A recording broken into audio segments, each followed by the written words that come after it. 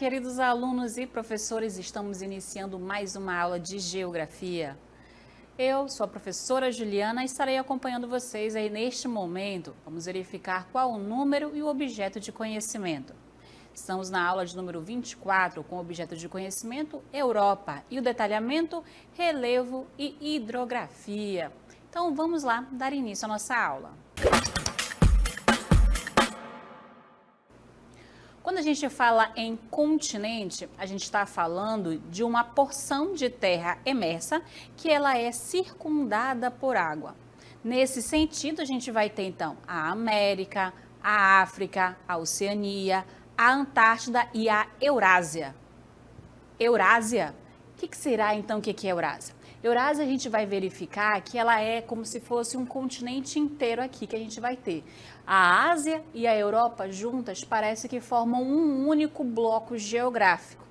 E se a gente pegar ainda essa definição, a gente vai verificar ainda que a Europa ela parece que é uma península da Ásia. Então, os dois juntos formam um continente só, um bloco de continente só, que a gente chama de Eurásia. Mas por motivos culturais, a gente vai ter então dois continentes. A gente tem a Europa e também tem a Ásia. A Europa, então, é o continente que a gente vai analisar melhor nos dias na aula de hoje. A gente vai verificar ainda que a Europa, ela vai ter os seus limites. A gente começa falando agora pelo limite do sul. Ao sul da Europa, a gente encontra o Mar Mediterrâneo. Então, ali separando a Europa da África. Seguindo para o oeste, a gente vai encontrar o Oceano Atlântico, certo? E o Oceano Atlântico, então, vai ser esse limite do que é o continente europeu. Ao norte, a gente verifica o Oceano Glacial Ártico. Toda a parte norte da Europa, a gente vai ser banhada pelo Oceano Glacial Ártico. Depois, a gente vai verificar o limite terrestre entre Europa e Ásia, que são os Montes Urais. Os Montes Urais vai ser aquele relevo que existe ali entre a área da Europa e da Ásia e faz essa limitação do que é um continente e o que é outro. Por fim, a gente vai ter no sudeste da Europa o Mar Negro. Então, esses são os limites que a gente tem do continente europeu. Então, Mar Mediterrâneo, Oceano Glacial Ártico, Oceano Atlântico e o Mar Negro e o Mar Mediterrâneo. Fora ainda o limite terrestre entre Ásia e Europa, que são os Montes Urais, ok? Agora a gente vai começar a falar sobre o relevo. A gente vai encontrar diversas formas de relevo dentro do continente europeu. Mas antes a gente verifica a estrutura geológica. A gente vai encontrar bacias sedimentares, escudos cristalinos e dobramentos modernos nesse continente. Então, olha só, a maior parte da estrutura geológica da Europa são formadas por bacias sedimentares. E aí a gente vai então analisar que nessas áreas ocorreram então erosão, desgaste do solo, desgaste desse relevo e fez com que a maior parte então do território europeu fosse então seja hoje de áreas de planície. Okay? E a gente vai encontrar essa área na parte central, na parte mais ao norte também do continente europeu. Indo para uma estrutura geológica mais recente, a gente fala dos dobramentos modernos. Eles vão corresponder, então, ao conjunto de cadeias montanhosas, olha só, cadeias montanhosas, agora a gente vai estar falando. Nas bacias sedimentares, temos a presença das planícies, nos dobramentos modernos, temos a presença das cadeias montanhosas. Elas vão estar localizadas mais no extremo sul do continente e elas estão numa área de contato entre as placas tectônicas. Que placas são essas? A euroasiática e a africana. Então, nessa região mais ao sul, eu vou ter os Alpes, os Cárpatos, os Apeninos e os Balcãs. Por fim, a gente fala dos escudos cristalinos. São formados no período pré-cambriano, ok? São estruturas geológicas mais antigas nas quais se formaram os Montes Urais e os Alpes escandinavos. apesar de ter, né, essa nomenclatura inicial nos dobramentos modernos, os Alpes, eu vou ter os outros Alpes também com escudos cristalinos que vão ter uma altitude média bem mais baixa. Agora a gente vai ao mapa para que a gente possa então identificar essas estruturas, esses exemplos de estrutura. Então a gente começando a falar dos dobramentos modernos, aqui na parte sul, olha só, eu tenho os Alpes, os Apeninos, os Cárpatos, os Balcãs e também tenho aqui o Cáucaso. Então, aí nessa região sul da Europa, eu vou ter os dobramentos modernos, que vão ter altitudes mais elevadas. Na parte norte, eu tenho também Alpes escandinavos, mais os montes Urais. Esses vão ter altitudes médias mais baixas em relação ao sul do território europeu, ok? Mas ainda aproveitando o mapa, vocês podem observar que as terras da Europa, elas não são compactas, né? Elas são bem espalhadas. E isso faz com que a gente consiga observar o litoral é bem recortado. A gente iniciar aqui em cima da imagem e percorrer todo o litoral da Europa, que são cerca de 38 mil quilômetros de litoral europeu, a gente verifica que vamos encontrar golfos, nós vamos encontrar mares, fiordes, penínsulas, um número grande de mares. Aí eu posso citar para vocês aqui, ó, o Mar Báltico, o Mar do Norte, o Mar da Noruega, aqui embaixo o Mar Mediterrâneo, o Mar Adriático, o Mar Egeu, o Mar Negro, inclusive são os principais mares que a gente encontra nesse continente. E toda essa formação que eles têm de um litoral bem extenso e de tantos mares ao redor do seu território, vai favorecer a construção de portos, favorecendo também a utilização do transporte marítimo, mesmo entre regiões e países do continente. Nesse mapa ainda não tem a presença dos rios, mas daqui a pouquinho vocês vão ver que a Europa também é toda interligada pela rede hidrográfica. Então, para vocês, nesse mapa a gente conseguiu destacar a parte mais elevada da Europa, que é na parte sul, através dos Alpes, dos Cárpatos, dos Balcãs, Cáucaso, e também da parte norte, nos Alpes escandinavos e nos Montes Urais. E também verificamos os principais mares que encontramos nessa região, nesse continente.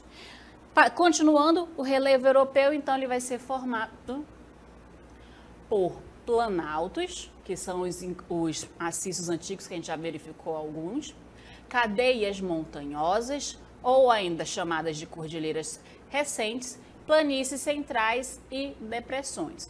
Então, a gente tem aí 4 principais relevos no continente europeu: planaltos, cadeias de montanhas, planícies centrais e depressões. A gente começa destacando as características dos planaltos, que eles vão ser encontrados ao norte e distribuídos pela parte central da Europa. São formados em relevo desgastado pela erosão, caracterizados por baixas altitudes, formas arredondadas ou planas e também conhecidos como mesetas. Por onde é que a gente vai encontrar esses planaltos? Eles vão se estender desde a Península Escandinava, pelas Ilhas Britânicas, pela Europa Central, França e também pela Espanha. Esses maciços que se estendem desde a Península Escandinava, lá nos Alpes Escandinavos e pelas Ilhas Britânicas, na cadeia Penino, vão se prolongar, né, pela toda a parte da Europa Central, através do maciço xisto renona, pela França, no maciço central, e pela Espanha, através da meseta espanhola, que vai ter como ponto mais elevado o pico Glittertind, que vai ter lá nos Alpes Escandinavos, que tem uma altura média de 2.466 metros acima do nível do mar. Outros exemplos de planaltos vão ser o Planalto da Boêmia, de Valdai, o Central Russo e os Montes Urais. Vamos lá no mapa localizá-los? Então a gente começa localizando novamente para vocês os Alpes Escandinavos. A gente tem os Montes Urais, aí a gente tem a cadeia, ela não está identificada, mas é aqui nessa região das Ilhas Britânicas, a cadeia Penina, o maciço central francês, aqui na França, como já diz o nome, e a meseta espanhola aqui na Espanha, ok? Então, esses aí são os principais planaltos que a gente encontra. Seguindo, a gente vai falar agora sobre as cadeias montanhosas recentes. Então, vão se estender desde a parte central ao sul da Europa, com altitudes elevadas, tá? Vão se destacar os Alpes. Não confundam com os Alpes escandinavos, hein? Essa cadeia montanhosa foram formadas por tectonismo, né, os dobramentos tectônicos, lá na era Cenozoica, por volta do período terciário. A porção sul apresenta atividades sísmicas como terremotos e atividade vulcânica. A gente vai encontrar isso bastante na parte sul do continente europeu. No entanto, a gente também verifica atividade vulcânica na Islândia. Seguindo, a gente vai verificar ainda que os Alpes vão se estender desde de aproximadamente Nice, que fica no sul da França, e vai até Viena, que fica no extremo leste da Áustria, e eles vão formar um grande arco. A altitude média dos Alpes vai ser em torno de 4.000 metros, que apresentam cerca de 12 picos culminantes, sendo o mais elevado, o Monte Branco, com mais de 4.800 metros. Então, os Alpes inteiros, eles vão ter 12 picos, 12 montes mais elevados. Entre eles, o que se destaca é o Monte Branco. Quais são as outras formas de relevo das cadeias montanhosas? A gente vai ter os Pirineus, os Apeninos, os Cárpatos, os Balcãs e o Cáucaso. Ok? Vamos lá no mapa encontrar essas formações? Então, novamente, aí, ó, Alpes, Apeninos, os Alpes Dináricos, os Cárpatos, os Balcãs, o Cáucaso. A gente tá, e bem aqui, ó, Pirineus, que vai fazer a divisão entre França e Espanha, os Apeninos, que vão estar aqui na Península Itálica, os Cárpatos, olha só, o formato dele parece um arco aqui nessa região da planície da Hungria, em torno da planície da Hungria. Os Balcãs, aqui embaixo, na Península Balcânica, entre o Mar Adriático, aqui o Mar Adriático, e o Mar Negro, aqui do outro lado. E, por fim, o Cáucaso, bem aqui, que fica entre o Mar Negro e o Mar Cáspio. Nesse mesmo mapa, a gente também aproveita para destacar as planícies, que é o nosso próximo tópico.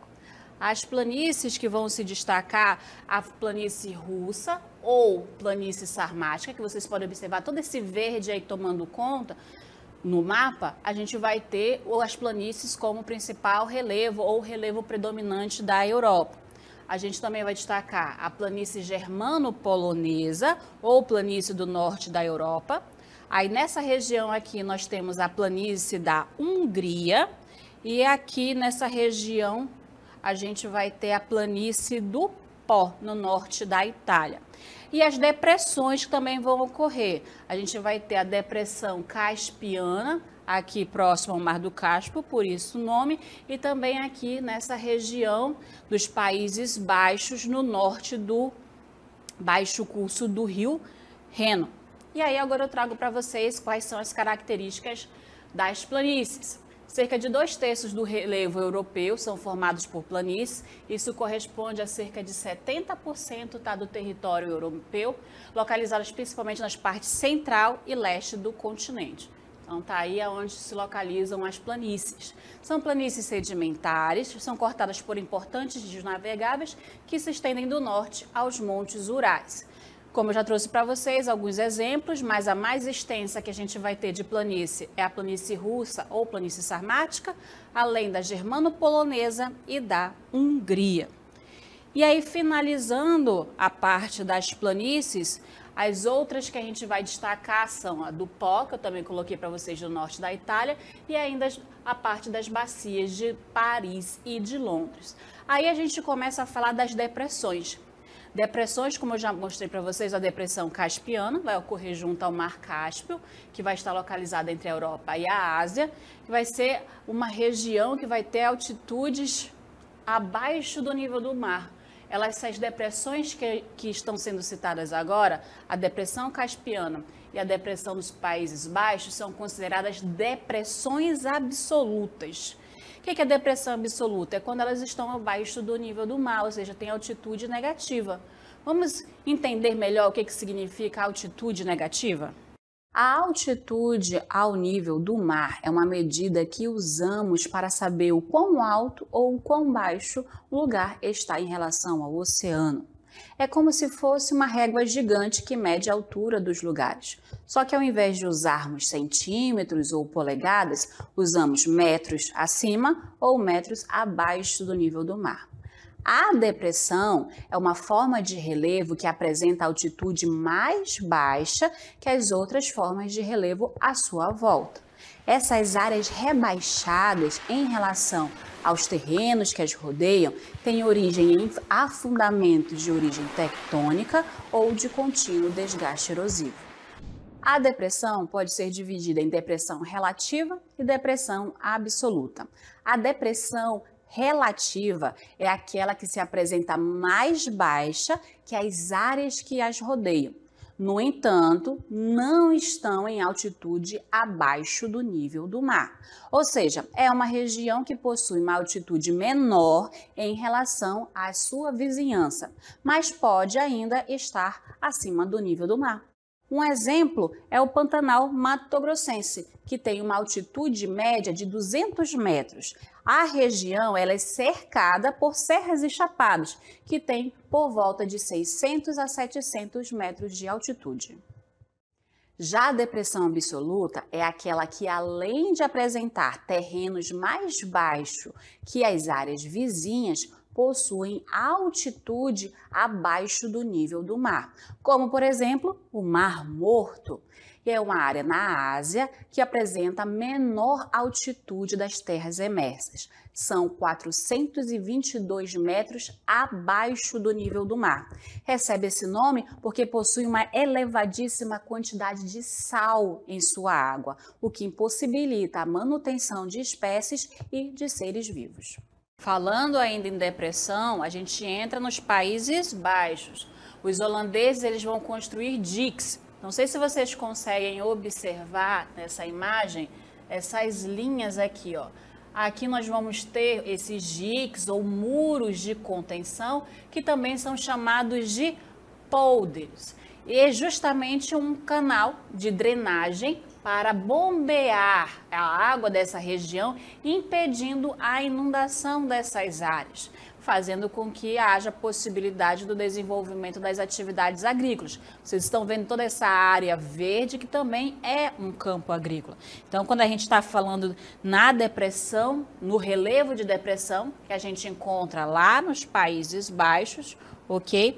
E aí, então, para impedir que o avanço da água do mar sobre a região dos Países Baixos, foram construídos esses diques, esses muros de contenção. Então, essas estruturas hidráulicas artificiais vão fazer essa parte de retirada da água dessa região, fazendo com que tenha, então, novas terras. E essas terras vão ser utilizadas principalmente para o desenvolvimento da agricultura. Então, a gente vai fechando aqui a nossa parte do relevo, aonde novamente eu destaco para vocês as quatro formas de relevo que a gente presenciou ao longo do continente europeu. Foram as planícies, que vai ser a principal forma de relevo, depois os planaltos, as depressões e também as cadeias montanhosas na parte sul, e na parte central para o norte a gente encontra mais as planícies e também os planaltos. Então, qual é a parte mais elevada da Europa? A parte sul. Qual é a parte mais baixa ou até mesmo a mais plana? A gente vai encontrar na região central, na região leste, e na parte norte a gente encontra os planaltos. certinho? Então, a gente tem essas 4 formas de relevo. Ah, falta falar das depressões. As depressões a gente vai encontrar 2 que eu citei para vocês, próximo ao Mar Cáspio e também na região dos Países Baixos. Agora a gente começa a falar dos rios, da hidrografia. A região, o continente europeu, ele vai ter uma densa rede hidrográfica e a gente vai verificar alguns desses rios. Então, tudo que vocês estão verificando aí neste mapa de linhas azuis são alguns dos principais rios que a gente tem na Europa. E aí a gente vai destacando alguns. Aqui entre Portugal e Espanha, o rio Douro, o rio Tejo, nós temos aqui o rio Sena na França, Tâmisa, aqui na ilha britânica, aqui o rio Pó, no norte da Itália, aí temos ainda o rio Danúbio, o rio Volga, que vai ser o maior rio em extensão territorial da Europa. Então, quando a gente fala em rios europeus, a gente não pode compará-los aos rios tropicais que a gente tem aqui no nosso país. A gente vai encontrar rios lá na Europa de pouca extensão, mas como vocês estão vendo, eles são bem distribuídos em todo o território, né? Então, toda a Europa tem a presença de rios e de grande volume. Vão possuir uma grande importância porque eles vão ser utilizados como via de transporte.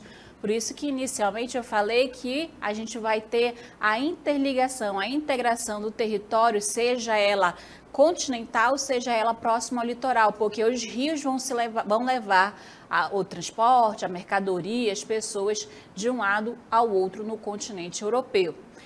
Somando aí as vias fluviais da Europa, são cerca de 75 mil quilômetros de hidrovias ou vias fluviais. Então, é bastante percurso, bastante caminho que podem ser percorridos e aproveitados. Isso porque o transporte fluvial ele acaba até sendo mais barato, sendo mais em conta do que o transporte ferroviário e até mesmo o transporte rodoviário.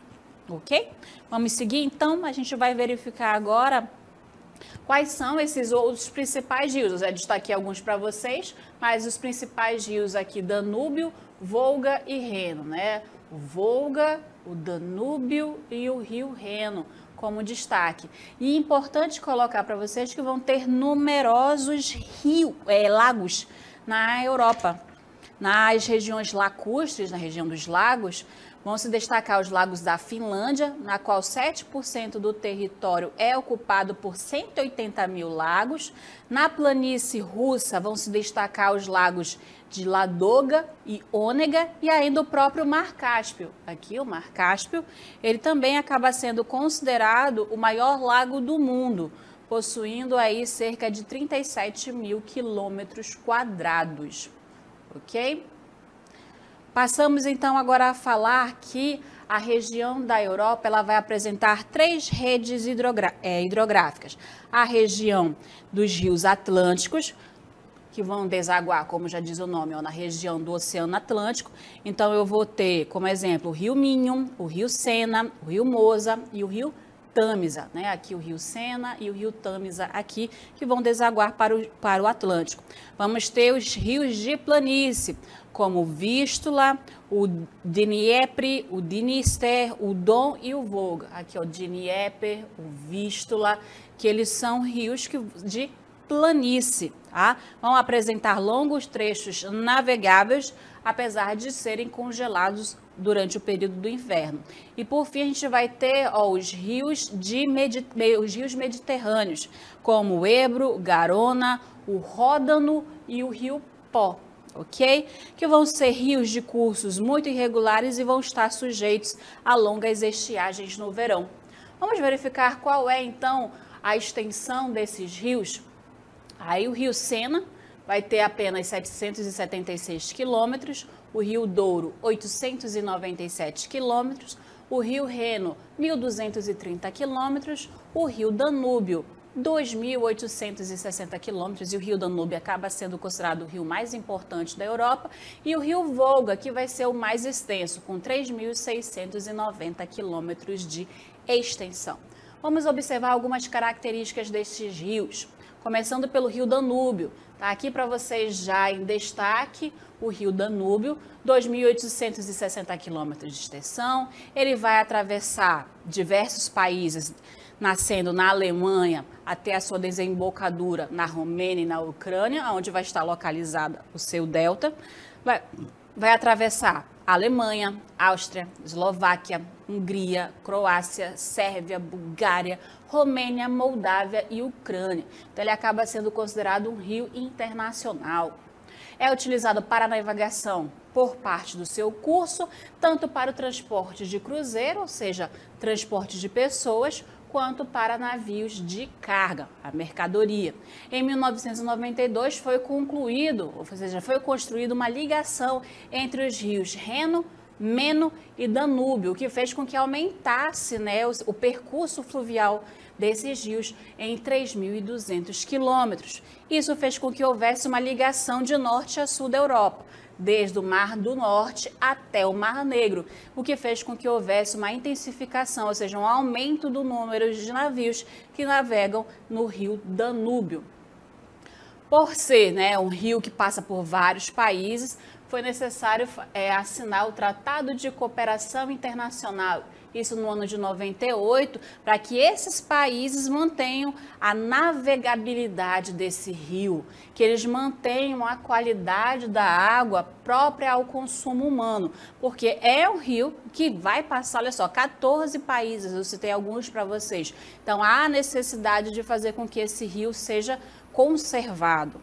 O delta do Danúbio está entre os mais conservados do mundo, abrigando também aí uma numerosa espécie de pássaros e peixes, vivendo neles diversas comunidades tradicionais que dependem dos recursos naturais dessa região para sua subsistência. A gente passa para o rio Reno, que vai ter 1.230 quilômetros de extensão. Ele nasce lá nos Alpes suíços, ok? No Lago de Constança, e vai servir de fronteira natural entre França e Alemanha. Então aqui a França e para cá a Alemanha. Vai desaguar no Mar do Norte, próximo a Roterdã. Então ele nasce aqui nos Alpes suíços e vai aqui em direção ao Mar do Norte.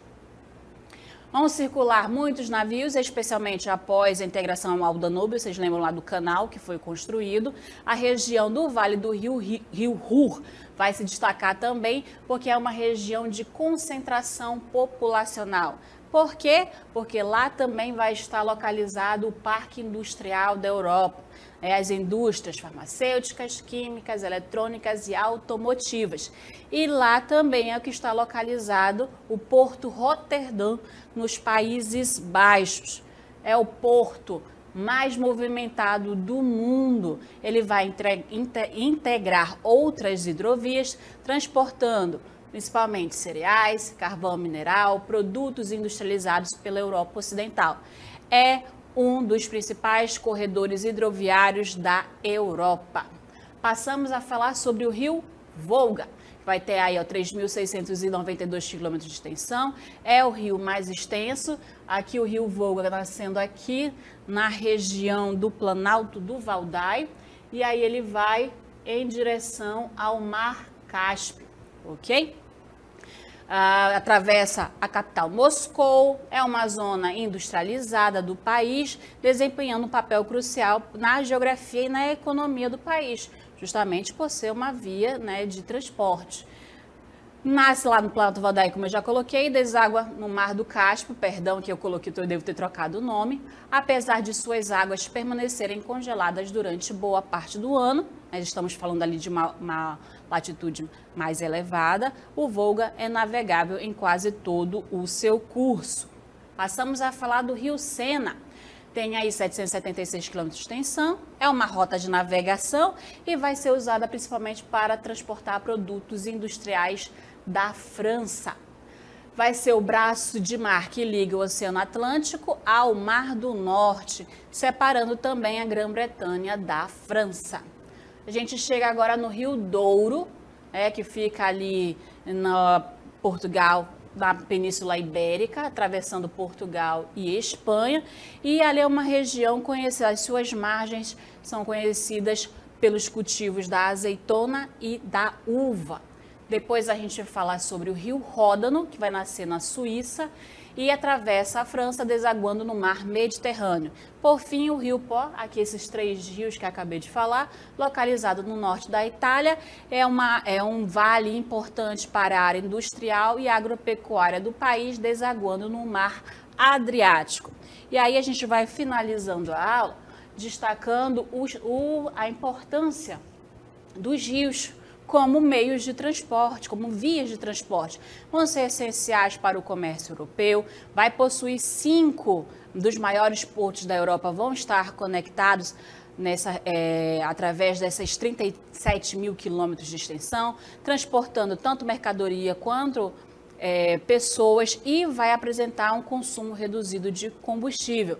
As vias fluviais, né, elas também vão apresentar um custo menor de manutenção em relação a rodovias e ferrovias. Aí os maiores portos que a gente tem na Europa, o Roterdã, que é a imagem que vocês estão observando aqui nessa região, tá?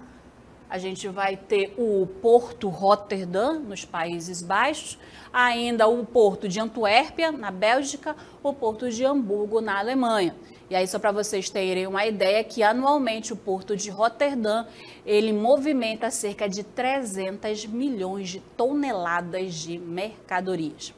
Então, aqui a gente vai finalizando a nossa aula de Geografia sobre relevo e hidrografia da Europa.